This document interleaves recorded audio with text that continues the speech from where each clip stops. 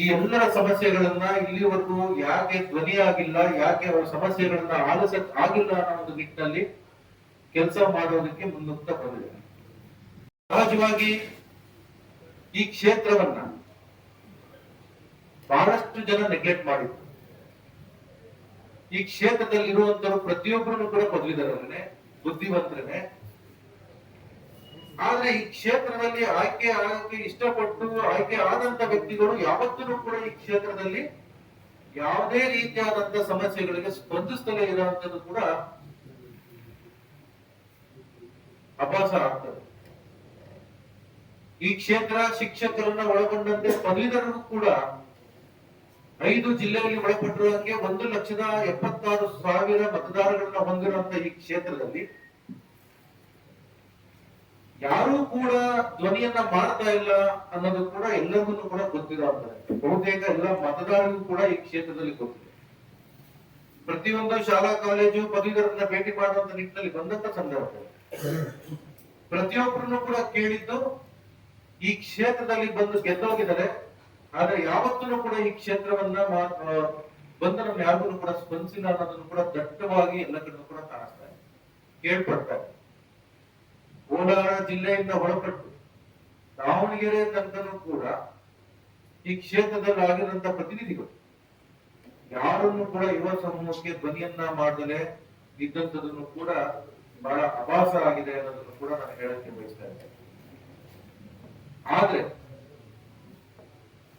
ಎಲ್ಲರೂ ಕೂಡ ಗೊತ್ತಿರೋ ಹಾಗೆ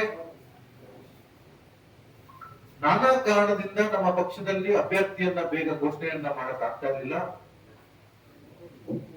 ಅದಕ್ಕೋಸ್ಕರ ಈ ಕ್ಷೇತ್ರದಲ್ಲಿ ಗೆದ್ದಿಲ್ದಿರ ಅಂತ ಉದಾಹರಣೆ ಕೂಡ ಇದೆ. ಈ ಮಾನದಂಡವನ್ನ ಇಟ್ಕೊಂಡ್ರಂತ ನಮ್ಮ ಪಕ್ಷ ಕಳೆದ ಬಾರಿ ನಮ್ಮ ಡಿ ಶ್ರೀನಿವಾಸ ಸಾಹೇಬರು ಹೇಗೆ ಗೆಲ್ಲಕ್ಕಾಗದೇ ಅಂತ ಕ್ಷೇತ್ರವನ್ನ ಯಾವ ರೀತಿಯಾಗಿ ಗೆದ್ದಿ ತೋರಿಸಿದ್ದಾರೆ, ಅದೇ ರೀತಿ ಈ ಕ್ಷೇತ್ರವನ್ನು ಕೂಡ ಪದವೀಧರ ಕ್ಷೇತ್ರವನ್ನು ಕೂಡ ಗೆಲ್ಲೇಬೇಕು ಅಂತ ಹೇಳಿ 10 ತಿಂಗಳ ಮುಂಚಿತವಾಗಿ ಅಭ್ಯರ್ಥಿಯನ್ನ ಘೋಷಣೆ ಮಾಡಿದ್ರು. ಅದಕ್ಕಿಂತ ಮುಂಚೆ ಪ್ರತಿಯೊಂದು ಹೋಬಳಿ ಮಟ್ಟದಲ್ಲೂ ಕೂಡ ಏನು 33-34 ವಿಧಾನಸಭಾ ಕ್ಷೇತ್ರ ಬರ್ತದೆ, ಆ ಕ್ಷೇತ್ರಗಳಲ್ಲಿ ಪ್ರತಿಯೊಂದು ಹೋಬಳಿ ಮಟ್ಟದಲ್ಲೂ ಕೂಡ ಪಂಚಾಯತಿ ಮಟ್ಟದಲ್ಲೂ ಕೂಡ ಸದಸ್ಯರುಗಳನ್ನ ನಾವು ಎನ್ರೋಲ್ಮೆಂಟ್ ಮಾಡ್ಕೊಂಡು ಬಂದಿದ್ದೀವಿ, ಪದವೀಧರನ್ನ ಎನ್ರೋಲ್ಮೆಂಟ್ ಮಾಡ್ಕೊಂಡು ಬಂದಿದ್ದೀವಿ. ಈ ರೀತಿ ನೋಂದಣಿ ಕಾರ್ಯಕ್ರಮವನ್ನ ನಾವು 1 ವರ್ಷದ ಮುಂಚಿತವಾಗಿ ನಾವು ಆರಂಭವನ್ನ ಮಾಡಿ ಪಕ್ಷದ ಕಾರ್ಯಕರ್ತರುಗಳು, ಪಕ್ಷಕ್ಕೆ ಬೆಂಬಲಿಸುವಂತ ಮುಖಂಡಗಳ ಜೊತೆಗೆ ಒಳಗೊಂಡು ನೋಂದಣಿ ಕಾರ್ಯಕ್ರಮವನ್ನ ಬಹಳ ಅದ್ಭುತವಾಗಿ ಮಾಡ್ಕೊಂಡಿದ್ದೇವೆ. ನೇರವಾಗಿ ಹೇಳ್ಬೇಕು ಅಂತಂದ್ರೆ ಅತಿ ಹೆಚ್ಚು ನೋಂದಣಿ ಕಾರ್ಯಕ್ರಮವನ್ನ, ಅತಿ ಹೆಚ್ಚು ನೋಂದಣಿನ ನಮ್ಮ ಪಕ್ಷದ ಮುಖಂಡರ ಸಹಕಾರದಿಂದ ನಾವು ಈ ಸತಿ ಮಾಡಿದ್ದೇವೆ. ಪ್ರತಿ ಜಿಲ್ಲೆಯಲ್ಲೂ ಕೂಡ ಈ ಆಧಾರಿತವಾಗಿ ಬರುವಂತ ನವೆಂಬರ್ ತಿಂಗಳಲ್ಲಿ ನಡೆಯುವಂತ ಈ ಚುನಾವಣೆ ನಾವು ಗೆಲ್ಲೇಬೇಕು ಅನ್ನೋ ಒಂದು ಮಾನದಂಡವನ್ನ ಇಟ್ಕೊಂಡು ಪ್ರತಿಯೊಂದು ಸಮಸ್ಯೆಗಳನ್ನು ಕೂಡ ಸ್ಪಂದಿಸಿಕೊಂಡು ಆಲಿಸಿಕೊಂಡು ಈ ಕ್ಷೇತ್ರದಲ್ಲಿ ಪ್ರವಾಸವನ್ನ ಮಾಡ್ಕೊಂಡು ಬಂದಿದೆ. ಈ ಕ್ಷೇತ್ರದಲ್ಲಿ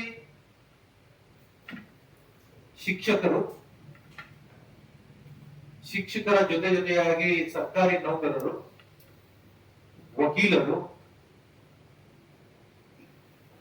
ಅನ್ಎಂಪ್ಲಾಯ್ಡ್ ಯೂತ್ಸ್ ಎಲ್ಲರೂ ಕೂಡ ನೋಂದಾಯಿತರಾಗಿದ್ದಾರೆ. ಇದರಲ್ಲಿ ಅಂಡರ್ ಎಂಪ್ಲಾಯ್ಡ್ ಯೂತ್ಸ್ ಕೂಡ ಇದರಲ್ಲಿ ಬಹಳಷ್ಟು ಜನ ಕೂಡ ಎನ್ರೋಲ್ಮೆಂಟ್ ಆಗಿರೋದನ್ನು ಕೂಡ ಗೊತ್ತಿದೆ. ಶಿಕ್ಷಕರ ಸಮಸ್ಯೆ ಕೂಡ ಬಹಳಷ್ಟಿದೆ, ಶಿಕ್ಷಕರೇತರ ಪದವೀಧರರಿಗೂ ಕೂಡ ಬಹಳಷ್ಟಿದೆ.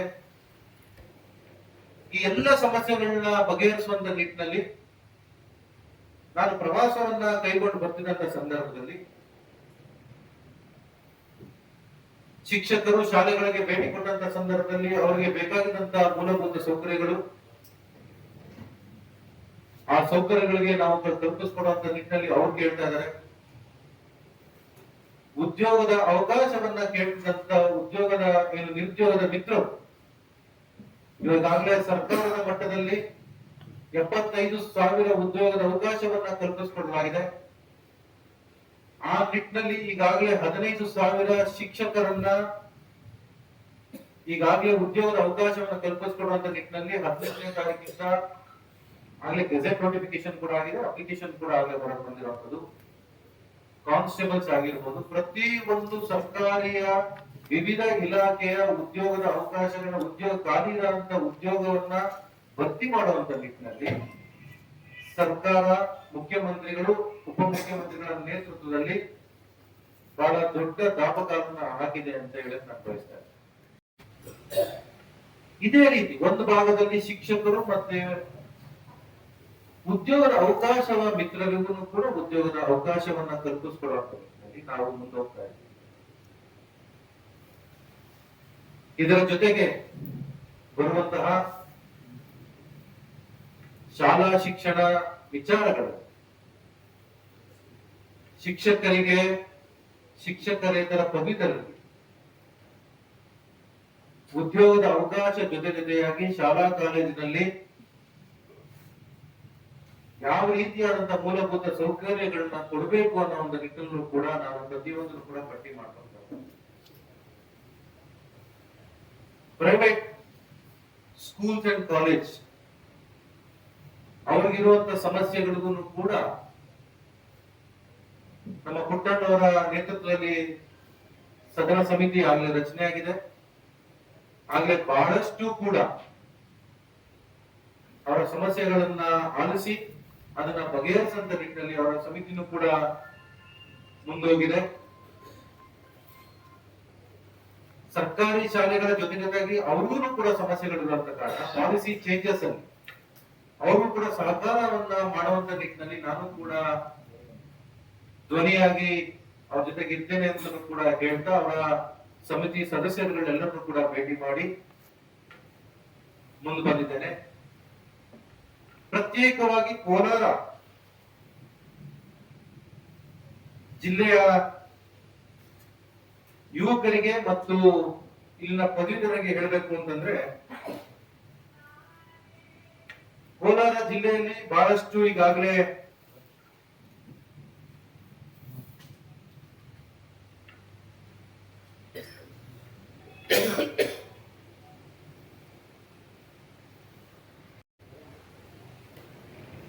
ಖಾಸಗಿ ವಲಯದಲ್ಲಿ, ಸರ್ಕಾರಿ ವಲಯದಲ್ಲಿ ಸರ್ಕಾರ ಉದ್ಯೋಗದ ಅವಕಾಶವನ್ನ ಕಲ್ಪಿಸಿಕೊಟ್ರೆ, ಖಾಸಗಿ ವಲಯದಲ್ಲೂ ಕೂಡ